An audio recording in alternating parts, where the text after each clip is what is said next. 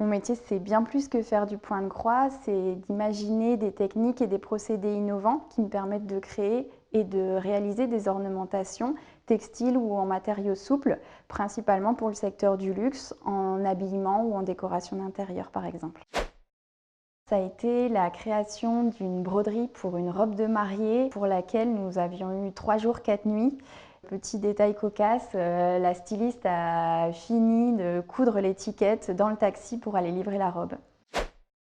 C'est de briser les codes et les frontières entre l'art, le design et l'artisanat, ce qui nous permet par exemple de repenser la technique traditionnelle de la fleuristerie qui consiste à fabriquer des fleurs en textile, mais nous l'avons pensé par l'impression en 3 dimensions. Depuis l'âge de 5 ans, je brode, je sculpte, je travaille la poterie, ce qui m'a dirigée vers le domaine des arts appliqués. C'est ce qui m'a permis de décrocher mon premier contrat à la sortie de mes études auprès d'une maison de haute couture. C'est la séparation très importante entre les créatifs et les exécutants. C'est quelque chose que j'ai totalement brisé en fondant mon atelier à la fin de mes études où chez moi chacun participe à la fois aux étapes créatives mais aussi à la réalisation.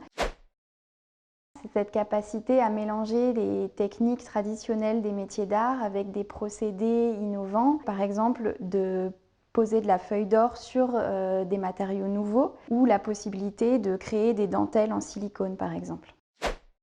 C'est une boîte à outils dans laquelle on retrouve des objets complètement incongrus pour notre domaine d'activité. Une perceuse pour faire des tresses par exemple, un marteau pour marteler le métal ou une scie pour réaliser des usures sur des tissus.